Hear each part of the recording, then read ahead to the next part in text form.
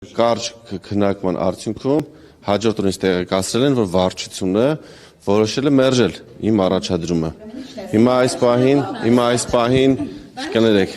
պահին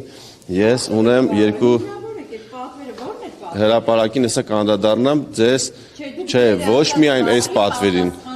ես բոլոր պատվերներին կանդադառնամ, ես հիմա չեմ ուզում բանավեճի մտնեմ, ձեզ կանդադառնամ։ Հիմա ուրեմն ես ունեմ երկու ճանապարհ, առաջին գնալ տուն եւ չլինել հաջորդ ցուցակում եւ երկրորդ բողոքարկել վարչության որոշումը իրացնելով իմ կուսակցականի իրավունքները, քանի որ մեր կուսակցության կամարադության բոլորդ գիտեք, որ կուսակցության անդամը իրավունք ունի բողոքարկելու կուսակցության մարմինների որոշումները։ Ես ընտրել եմ երկրորդ ճանապարհը,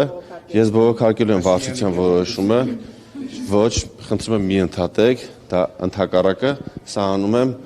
վարչապետ Նիկոլ Փաշինյանի եւ իմ գաղափարագից ընկեր Նիկոլ Փաշինյանի նաեւ համար,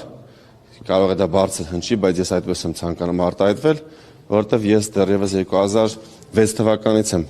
ճանաչում Նիկոլ Փաշինյանին, տեսնում եմ ազգային ժողովում, ես որևէ ամբիցիա չունեմ այլ պաշտոն զբաղեցնելու եւ չեմ ունեցել։ Այսինքն քաղաքապետի ապագասում են քաղաքապետի հետ կապված երես հավակնություն։ Չկա նման հավակնություն, չի կարող նման հավասնողներից մեկ օրինակ ինչպես ձեր